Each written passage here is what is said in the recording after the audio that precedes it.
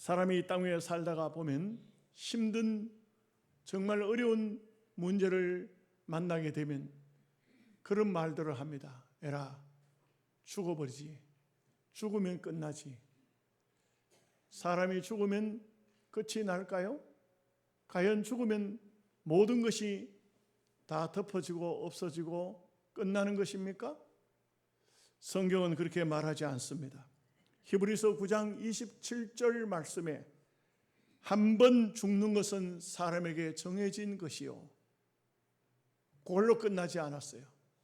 그 후에는 심판이 있으리니. 어떤 사람도 이 세상을 살다가 문제가 복잡해지고 힘들고 괴로우면 죽어버리자, 그러면 그걸로 끝이 나느냐? 절대 끝이 아니라고 성경은 말씀하고 있는 것입니다. 우리는 죽음에 대해서는 경험하지 않았지만, 그러나 죽음에 대해서 희한하게도 경험이 되어진 사람들이 있습니다. 죽었다가 부활한 사람, 오늘 성경에도 보면 나사로, 또 야이로의 딸, 청년, 이런 죽었다 살아난 사람의 이야기가 몇 군데 기록이 되어져 있습니다. 또 시중에 나와 있는 책들도 기독교 서점에 보면은 사후의 세계, 오래된 책이에요. 사후의 세계, 거기를 경험한 사람의 얘기가 간증이 고스란히 기록되어져 있습니다. 거의 똑같은 얘기인데 책 제목만 조금 또 다른 사람이 쓴 죽음 후의 세계, 이런 책이 또 있어요. 호스피스, 이 호스피스에 대한 책도 또 죽음에 대한 책이요. 터미널 케어, 이것도 죽음에 대한, 죽음 이후에 대한 얘기가 많이 실려 있습니다.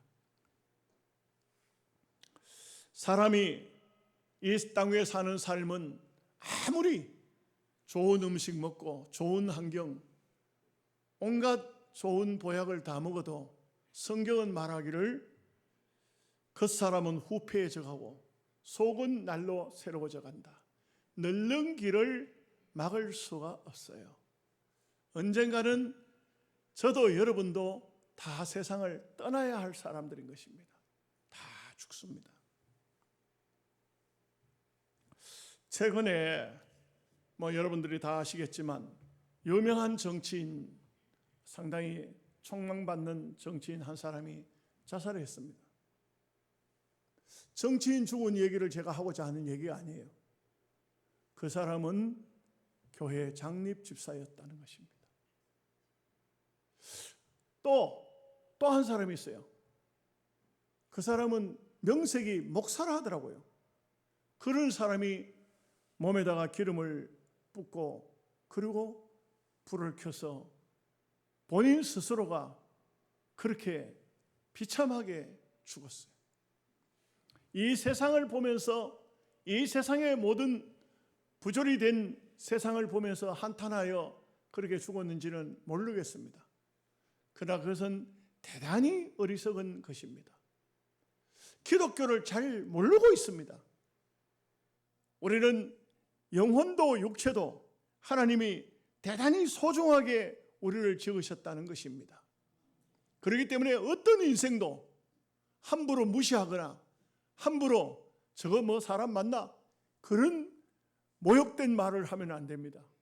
왜냐하면 하나님이 창조한, 하나님이 지으신 사람이기 때문에 그런 것입니다. 그 도시의 어느 교회 이름을 밝히지 않고 목사님이 글을 인터넷에 올렸는데, 제가 그 글을 읽다 보니까 교회도 모르겠고 성도가 누군지도 모르고 자기 교회 이야기를 했어요. 근데 어떤 목사님이 이제 교회 사무실에 계시는데 전화가 온 거예요.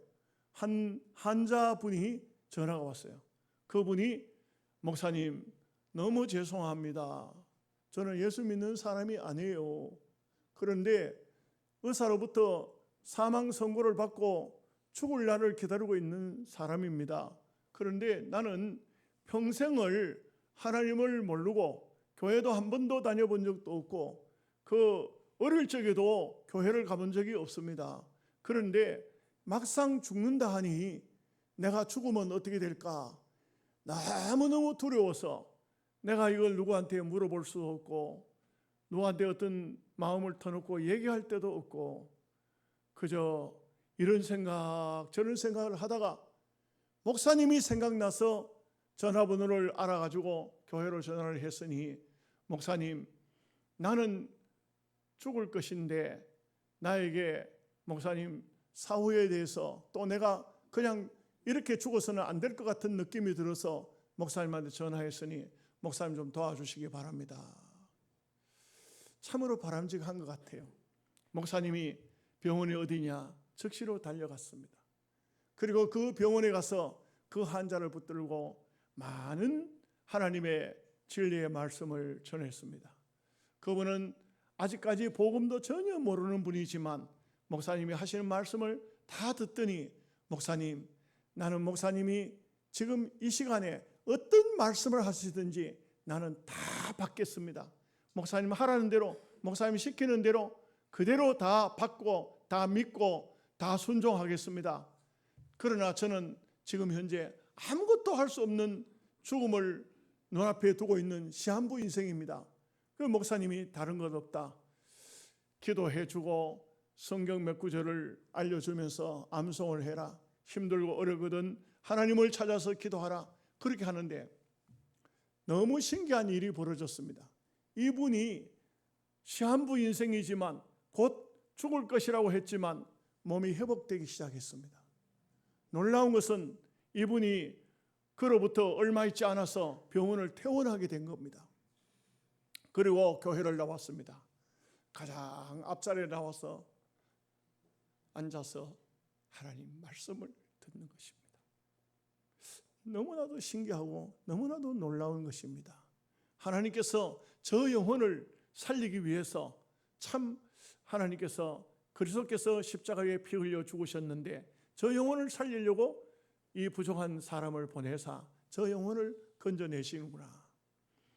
그 교회에 8개월 동안 예배에 참석하다가 어느 날 갑자기 전화를 받았는데 소천했다는 것입니다. 심장마비로 소천했다는 것입니다. 여러분 그렇습니다.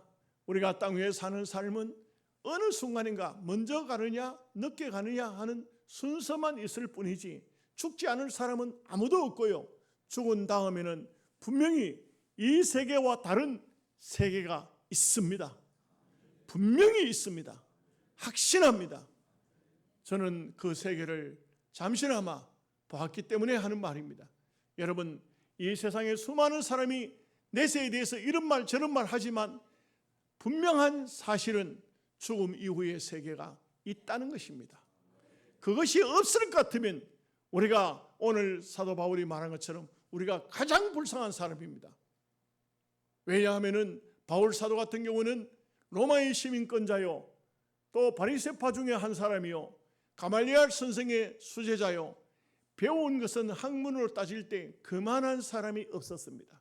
육신적으로 성공하려고 하면 얼마든지 성공합니다. 바울이 옥에 갇혔을 때 복음을 전하다가 사람들을 소란케 하는 사람이라고 고소를 당하여 무조건 매를 맞았습니다.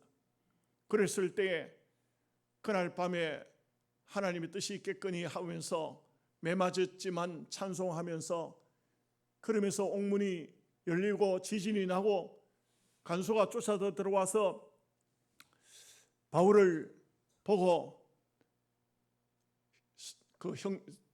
선생들아 우리가 어떻게 하면 구원을 받겠느냐. 주 예수를 믿으라. 그리하면 너와 내 집이 구원을 얻으리라. 그래서 이 간수가 그날 밤에 이 바울과 실라를 데려다가 씻기고 음식을 먹이고 세례를 받고 이런 아주 놀라운 역사가 나타났어요. 그런데 정작 그 다음 날입니다. 그 다음 날 바울이 그런 말을 했습니다. 어저께 매 맞을 때는 한마디 말도 안 했어요. 그런데 그 이튿날 말을 합니다. 너희가 로마 사람인 우리를 죄도 물어보지 않고 매질부터 했느냐? 이렇게 말했어요. 난리가 났어요. 이거 로마 사람은 함부로 건드리면 안 돼요. 당시로 봐서 이 허접한 예수 믿는 사람이라고 허접한 그냥 유대인으로 생각했던 거예요. 이런 사람을 때려놨으니 이게 보통 문제가 아니에요. 큰 문제가 생긴 거예요. 그러니 한 사람이 와서 천부장에게 말하는 겁니다. 어쩌면요, 로마인을 갖다가 죄도 물어보지 않고 때렸으니 어떻게 하겠냐. 그때 그 사람이 아이고 그럼 풀어주라. 바울이 말합니다. 이제는 너희가 매를 때릴 때는 언제고 함부로 그냥 풀어서 가라고 하느냐. 천부장이 와서 우리를 풀어놓으라. 그 천부장이 놀래가지고 와가지고 바울을 풀어주면서 그러면서 말합니다. 나는 돈을 많이 들여가지고 로마의 시민권을 샀다. 바울이 하는 말이 당신은 돈을 많이 주고 시민권을 샀느냐. 나는 나면서부터 로마의 시민이로라. 상대가 안 돼요. 비교가 안 돼요. 예? 여러분, 바울은 그런 사람이지만 오늘 바울은 그리스도 복음을 위해서, 주님을 위해서 그런 한 생을 많은 고난을 겪고 많은 어려움을 겪으면서도 오직 복음을 위해서 봉사하고 복음을 위해서 한 생을 살아간 거예요. 자, 오늘 말씀을 통해서 몇 가지를 생각하겠습니다. 첫째로, 육신을 입은 예수 그리스도가 십자가에 죽으셨으니 인간적으로 보면 끝이 난 것입니다. 예수님이 십자가에 죽었다. 그 죽으신 것은 여러분 그냥 죽어도 사람이 그냥 죽었다는 것은 일본에서는 그런 일이 있다고 그래요. 일본 사람들은요, 보고를 굉장히 좋아한다. 이 보고를 먹고 보면 죽어버린 거예요. 보고 알 같은 걸 잘못 먹어가지고 보고 알이 섞여가지고 요리하는데도 보고를 떠다가 보면 그 보고에 독이 묻어가지고 보고 중에도 졸복이라는 복은 아주 맹독성이 있잖아요. 그게 그 음식 속에 들어가 보면 사람이 그냥 먹고 잠들어 버린대. 그런데 일본 사람들은 그런다 그래요. 보고 먹고 죽으면은 장사 지내지 말고 놔두고 기다리러 간다. 그래서 살아난 사람들도 들어 있대요. 믿거나 말거나. 하여간 그런데 이 세상에는 모든 사람이 죽으면 끝났다. 심장이 멈췄다. 끝났다. 장사를 지내죠. 그런데 예수님께서는 그냥 죽으신 것이 아니에요. 십자가 위에 처참히 죽으신 겁니다. 그야말로 예수님이 십자가에 달리셨을 때 양손에 못 박았다 하지만 그러나 역사적으로 예수님이 못 박히신 그것을 예수님을 시신을 내려서 그 세마포로 쌌던 그 세마포가 지금 발견이 됐습니다. 그 무덤 속에서 나온 세마포가. 그러니까 수의죠, 수의. 우리나라 수의하고는 다르죠. 그것을 가만히 과학자들이 살펴보니까 예수님을 못 박은 것은 손바닥이 아니고 손목이라 손목에 못이 아니에요. 징을 못을 박아가지고 어떻게 사람이 견뎌내? 그 십자가에 달리면 떨어져 버리잖아요. 그러니까 여기다가 징을 박은 거예요. 징을. 이게 손목에다 징을 박으면 어떻게 되겠습니까? 양손에. 그야말로 동맥이 다 터지고 뼈가 부러지고 부서지고 그리고 십자가에 달린 것이죠. 양발을 겹쳐서 거기다 또 못을 박은 겁니다. 여기 손목에서 얼마나 많은 피가 쏟아졌겠습니까? 그 피가 흘러 온 몸으로, 가슴으로 해서 온몸으로 피가 흘러내렸을 것입니다. 머리에는 뭘 씌웠습니까? 탱저나무처럼 생긴 가시, 말하자면 철조망 걸 갖다 씌웠다 할까요? 그걸 두루두루 말아가지고 머리에다 갖다 씌워놨습니다. 살이 다 찢어지죠. 거기서 온 얼굴은 피로 물든 것입니다. 예수님은 누가 봐도 처참한 몰골로 죽으신 겁니다. 이렇게 죽으면 인간적으로 보면 이제는 끝났다. 예수는 끝났다. 이렇게 볼 수 있습니다. 그러나 로마서 8장 11절 말씀에 예수 그리스도를 죽은 자 가운데서 살리신 의 영이 너희 속에 거하시면 그리스도 예수를 죽은 자 가운데서 살리신 이가 너희 안에 거하시는 그의 영으로 말미암아 너희도 살리시리라. 놀라운 것은 우리는 이 땅 위에 사는 삶이 언젠가는 끝이 나고 언젠가는 죽음이 오겠지만 분명한 것은 예수 그리스도가 부활해서 그 처참한 죽음에서 살아나신 것처럼 우리도 다시 살릴 것을 성경은 말씀하고 있다는 사실인 것입니다.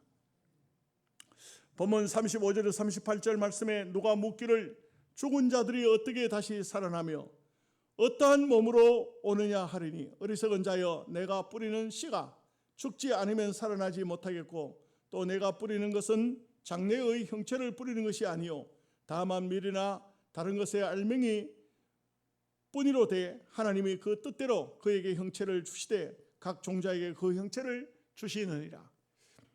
여러분 씨앗을 땅에다 여러분 농사 지은 분들은 다 아시겠지만 씨를 뿌리면 그 씨가 땅 속에 들어가서 반드시 죽습니다. 썩습니다. 그리고 거기에서 싹이 나는 것입니다. 죽지 않고 썩지 않고는 싹이 날 수가 없습니다. 우리 육체는 흙에 들어가서 다 죽고 썩고 하겠지만 이 씨앗 종자를 통해서 우리에게 부활을 가르쳐주고 있습니다. 한 알의 씨앗이 밀알이 땅에 들어가서 썩을 때에 거기서 싹이 나서 열매를 맺듯이 우리가 이 땅 위에 사는 삶을 다 살고 나면 무덤에 들어가서 썩게 되겠고 영혼이 주님의 손에 들려 올라가서 하늘나라에서 영원토록 살게 되는 것인데, 그런데 이것을 씨앗으로 설명을 하고 있다는 것입니다. 사실 가만히 보면은 씨앗뿐만 아니고 이 세상 것으로 영적인 세계를 설명하는 것이 굉장히 많습니다. 우리가 하루를 살아도 아침에 해가 뜨고 정오에 뜨거운 태양이 되었다가 그 다음에 해가 서산으로 지면서 하루가 끝난 듯하여 밤이 오듯이 인생의 삶이라는 것은 하루를 살아도 바로 태양이 떠오르는 시간, 해가 강렬하게 쬐이는 시간, 서산으로 넘어가는 시간, 그리고 어두운 밤이 오는 이것이 바로 인생이라 할 수 있고, 계절적으로 봐도 봄, 여름, 가을, 겨울 이렇게 돼서 1년이 한 해가 저물듯이 우리 인생이라는 것은 언제든지 시작과 끝이 있다는 것을 분명하게 말하고 있는 것이라 이렇게 볼 수가 있는 것입니다. 두 번째, 우리가 부활에 참여하지 못한다면 우리보다 불쌍한 사람은 없다. 바울은 그렇게 말하고 있습니다. 19절 말씀, 만일 그리스도 예수 안에서 우리가 바라는 것이 다만 이 세상 삶뿐이면 모든 사람 가운데 우리가 더욱 불쌍한 자리라. 기독교의 두 날개라 할까요? 여기는 십자가의 죽음과 그리스도의 부활의 영광이 있습니다. 이 두 개 중에 하나만 빠져도 기독교는 의미가 없다고 할 수 있겠습니다. 여러분, 기독교는 유교처럼 도덕적으로 사는 그런 종교가 아닙니다. 불교처럼 철학을 가미한 열반 무아의 세계를 주장하지도 않습니다. 만약에 기독교에 생명이 없다면, 부활이 없다면, 다시 삶이 없다면 기독교는 기독교로서의 어떤 주장도 할 수가 없게 됩니다. 그러나 기독교는 이 세상의 어떤 종교보다도 분명한 것은 살아있는 종교인 것입니다. 살아있는 기독교입니다. 그래서 예수 그리스도가 사셨고 또 그를 믿는 자는 죽지 않고 산다는 것을 성경은 명확히 밝혀주고 있습니다. 요한복음 10장 10절에 도둑이 오는 것은 도둑질하고 죽이고 멸망시키려는 것뿐이요 내가 온 것은 양으로 생명을 얻고 또 더 풍성히 얻게 하려 함이라. 우리는 예수 그리스도를 통해서 이 땅 위에 사는 삶을 다 살고 나면 반드시 영원의 세계, 주님의 세계, 해가 지지 않는 곳, 해보다 더 밝은 곳, 꽃이 만발한 그야말로 주님이 주인이 되시는 영원한 천국을 들어가게 되는 것입니다. 많은 사람들이 오늘날에 와서 기독교에 대해서 기독교인들조차도 신앙이 확실한 신앙을 갖지 못하는 것은 기도하지 않고 말씀을 그저 하나의 종교화처럼, 종교인처럼 대하기 때문에 오늘 기독교는 상당히 문제를 많이 가지고 있습니다. 저는 볼 때에 기독교인이 되면 교회 등록하고 학습 세례받고 집사되고 장로되는 것이 문제가 아니고, 그거는 문제가 아니에요. 그거는 시간이 지나면 다 해결되는 문제예요. 정말 문제는 뭐냐면 살아계신 하나님을 한 번이라도 만났느냐. 그게 안 되면은 진정한 신앙인이 되기 어렵습니다. 어려워요. 기독교 역사에는 보면요, 수많은 사람들이 이 기독교를 변질시키고 기독교를 변하게 하는 이런 사람들이 기독교 교인들 중에 얼마나 많은지 몰라요. 신학자들 중에도요, 정말 어떻게 신학을 배웠는지는 모르지만 학문적으로만 하니까 예수 그리스도의 부활에 대해서 믿지 않는 사람들이 얼마나 많은지 몰라요. 한국에도 그런 사람들 많아요.